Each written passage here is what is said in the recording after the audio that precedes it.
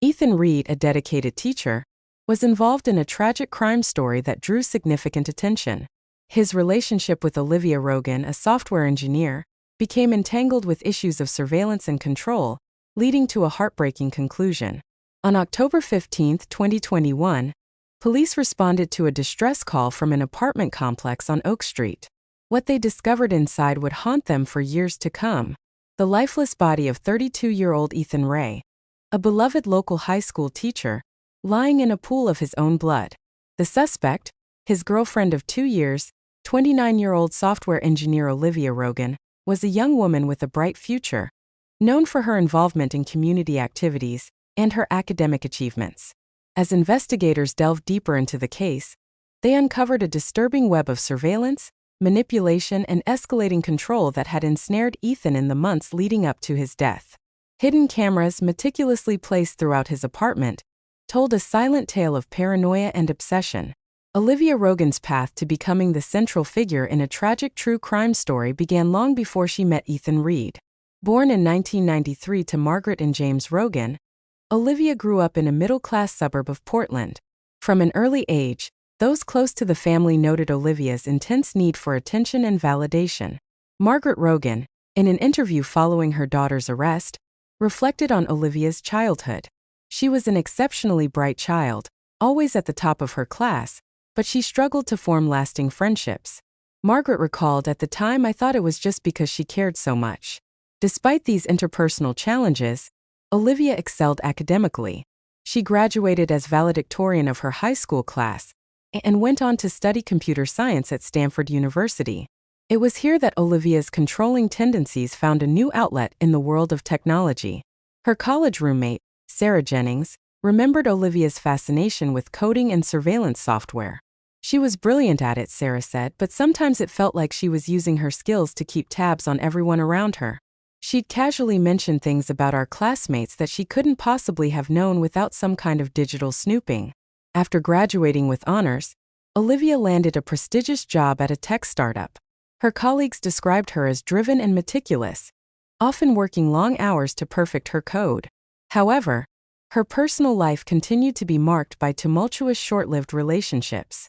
Jason Tran, who dated Olivia for 6 months in 2019, described the relationship as intense and suffocating. "She wanted to know everything about my day, my thoughts, my plans," he said. "When I tried to set boundaries, she'd become angry or manipulative. It was exhausting." By the time Olivia moved back to Ashland in early 2020, accepting a remote position with her company, she had left a trail of broken relationships behind her. Yet those who knew her couldn't have predicted the dark turn her life would take when she met Ethan Reed. Ethan Reed's life stood in stark contrast to Olivia's tumultuous journey. Born in 1990 in Ashland, Ethan was the youngest of 3 children in a close-knit family. His older sister, Amanda Reed, described their childhood as idyllic.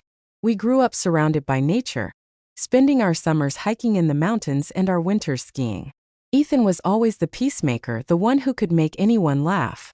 From an early age, Ethan showed a passion for learning and a natural ability to connect with others. His high school English teacher, Mrs. Elaine Hoffman, remembered him fondly. "Ethan had a way of bringing out the best in his classmates. He was patient, kind, and had an infectious enthusiasm for literature. I always thought he'd make an excellent teacher someday." Mrs. Hoffman's prediction proved accurate. After graduating from the university with a degree in English literature, Ethan returned to his hometown to teach at Ashland High School. Ethan's personal life was characterized by steady, long-term relationships. His college girlfriend, Laura Simmons, remained a close friend even after their amicable breakup. "Ethan was always so balanced," she said. "He valued his independence, but was also incredibly loyal and supportive. We broke up because our career paths were taking us in different directions, but there was never any drama." The fateful meeting between Olivia Rogan and Ethan Reed occurred on a sunny Saturday afternoon in May 2020 at a local farmer's market. Olivia, still adjusting to life, had ventured out to explore her new surroundings. Ethan, a regular at the market, was picking up fresh produce for the week. Their eyes met across a display of organic apples, and Ethan, ever the friendly local, struck up a conversation about the best varieties for baking. Olivia, charmed by his easygoing nature and warm smile, found herself lingering at the stall far longer than she'd intended.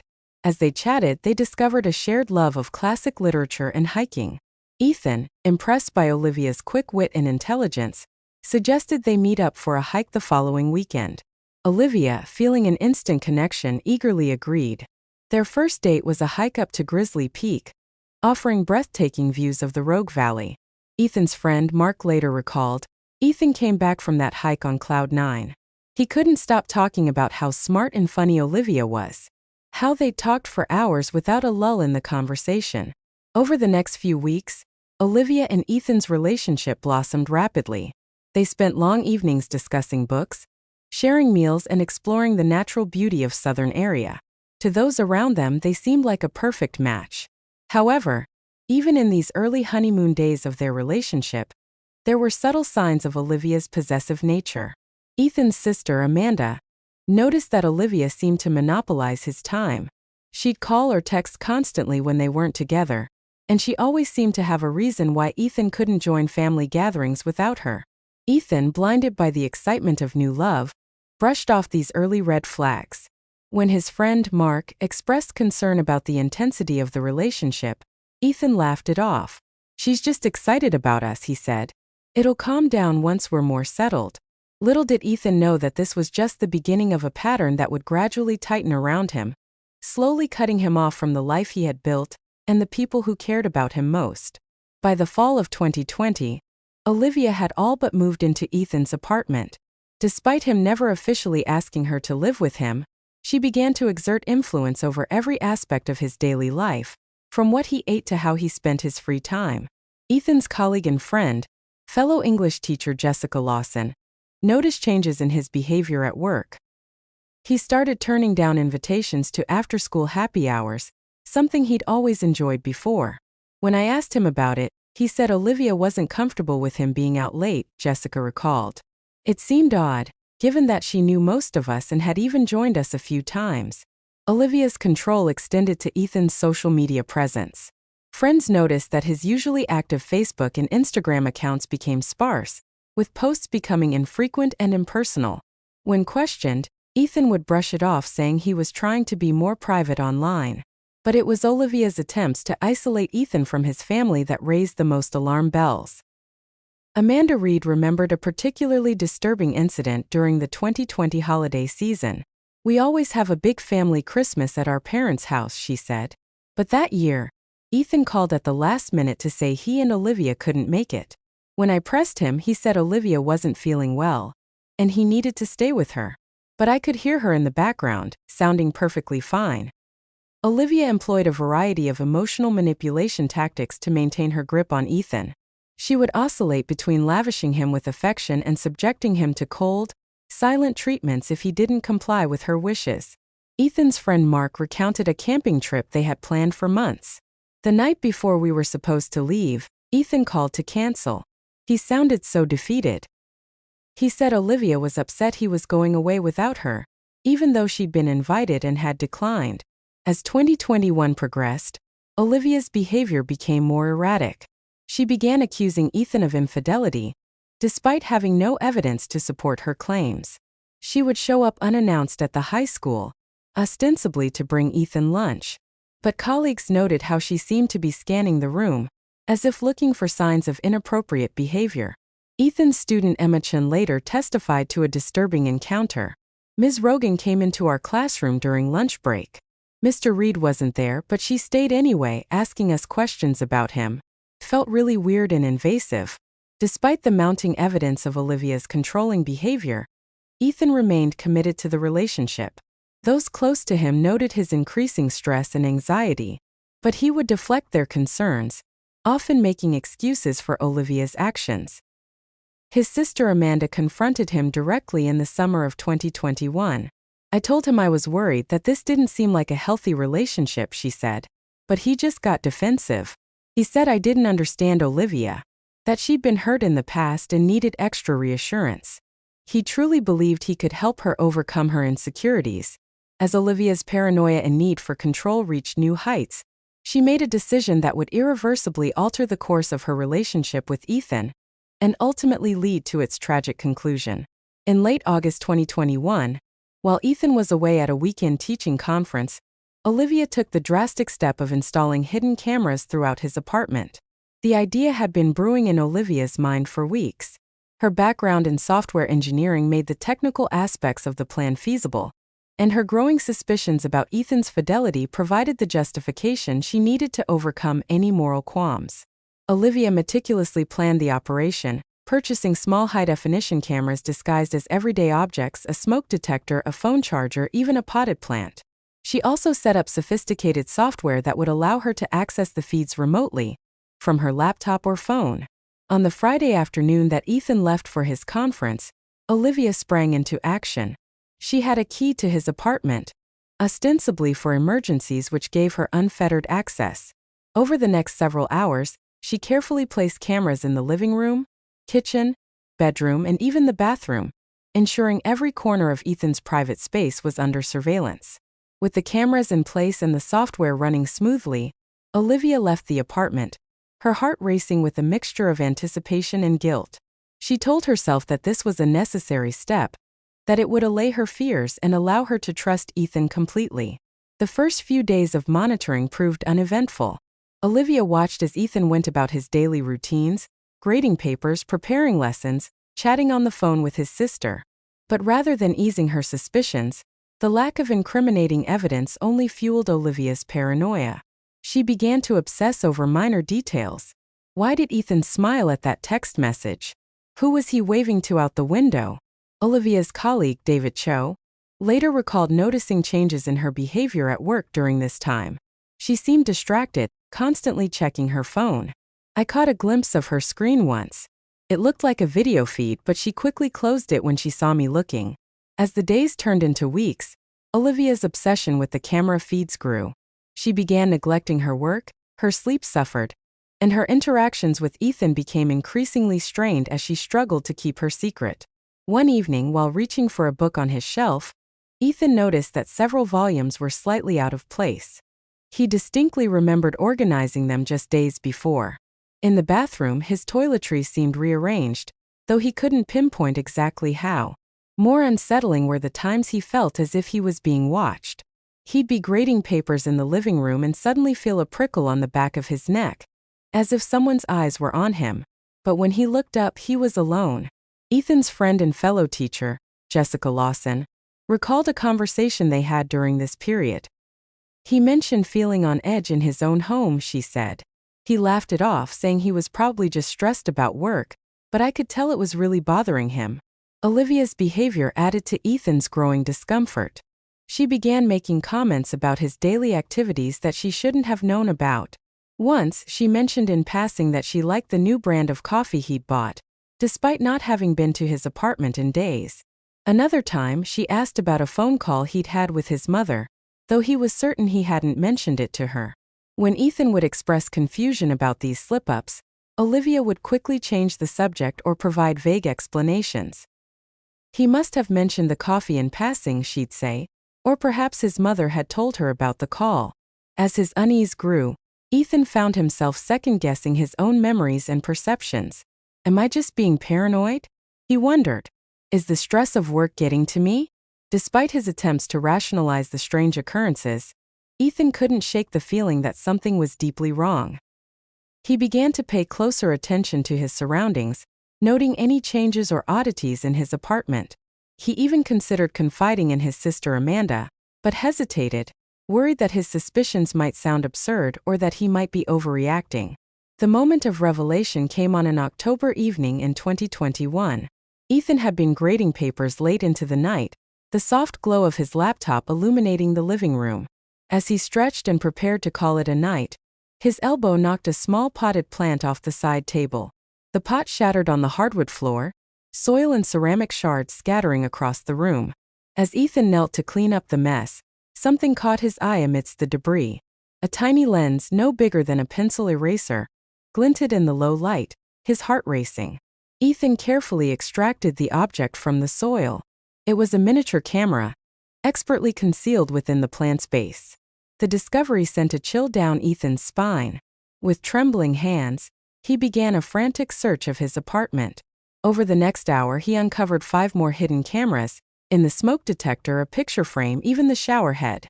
The realization that his most private moments had been under surveillance was overwhelming. Ethan's mind reeled as he pieced together the implications. The strange comments Olivia had made, her uncanny knowledge of his daily activities, the feeling of being watched, it all suddenly made horrifying sense. The woman he had loved and trusted had violated his privacy in the most intimate way possible. In a daze, Ethan called the one person he knew he could trust implicitly, his sister Amanda. It was past midnight, but she answered on the second ring, immediately alert at the sound of distress in her brother's voice. "Ethan, what's wrong?" she asked, concern evident in her tone. Through a voice choked with emotion, Ethan recounted his discovery. Amanda listened in shocked silence, her initial disbelief quickly turning to anger on her brother's behalf. As Ethan's story unfolded, Amanda's protective instincts kicked in. "You need to get out of there," she insisted. "Pack a bag and come to my place. We'll figure this out together." But Ethan was torn. Part of him wanted to confront Olivia immediately, to demand answers and explanations. Another part was simply numb with betrayal, struggling to reconcile the woman he thought he knew with someone capable of such a gross invasion of privacy. In the end, it was Amanda's steady voice that guided his next actions. "Document everything," she advised. "Take pictures of the cameras. Save any recordings you can find. We'll go to the police in the morning. We'll go to the police in the morning." As the first light of dawn broke over Ashland, Ethan sat on his couch, surrounded by the dismantled remains of Olivia's surveillance network. His phone buzzed with a text from Olivia. "Good morning, babe. Sleep well." The irony of her feigned normalcy was not lost on Ethan.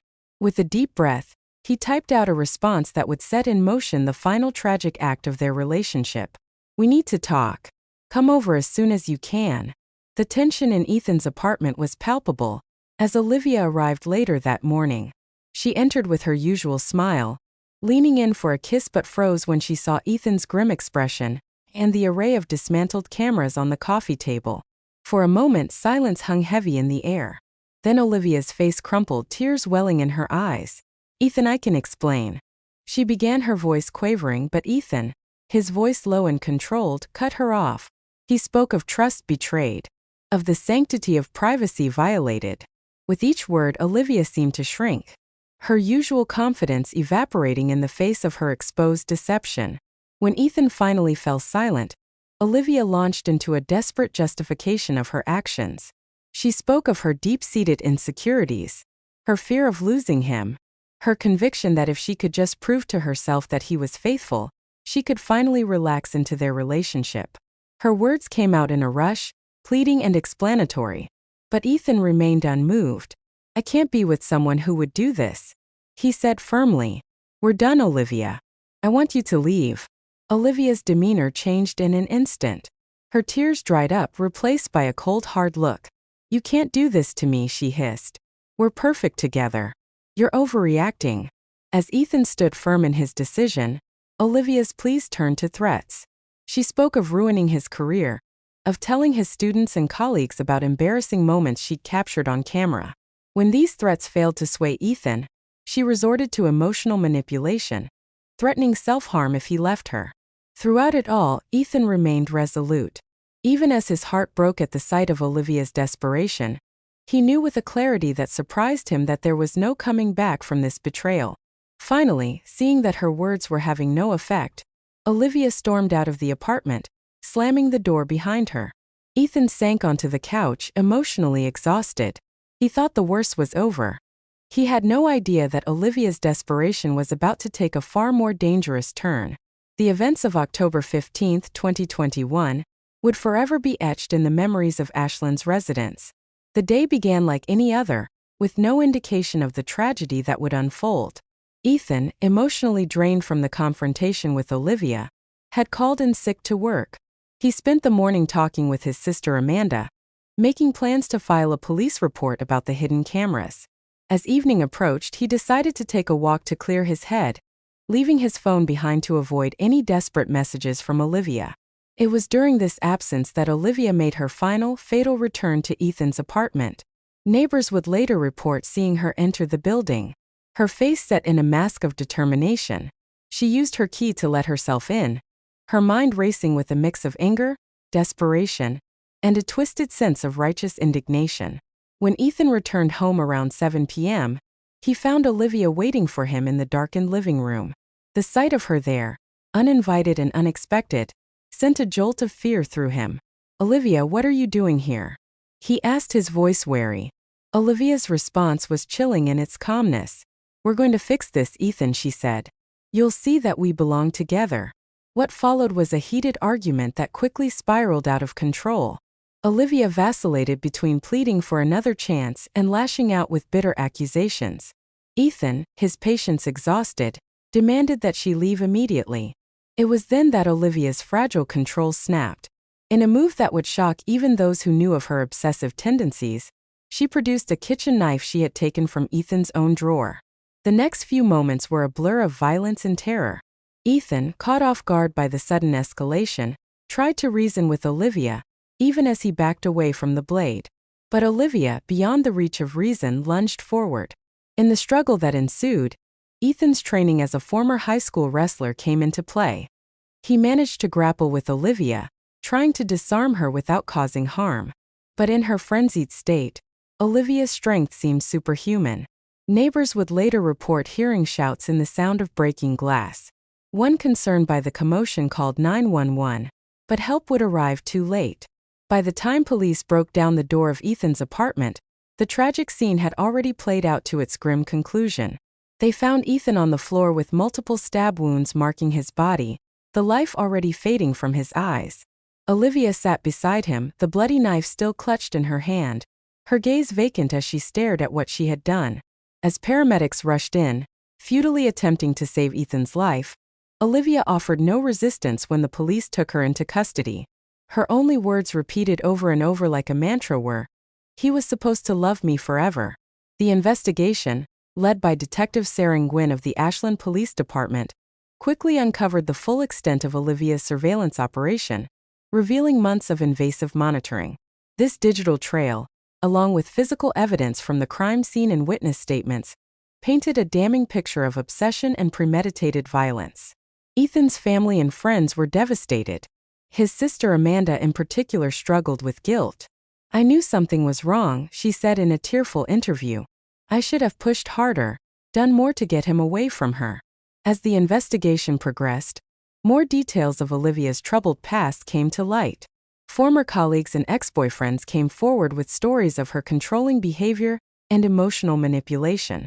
Her parents, shell-shocked by their daughter's actions, could only offer tearful apologies to Ethan's family. The district attorney presented a methodical case, walking the jury through the progression of Olivia's obsessive behavior.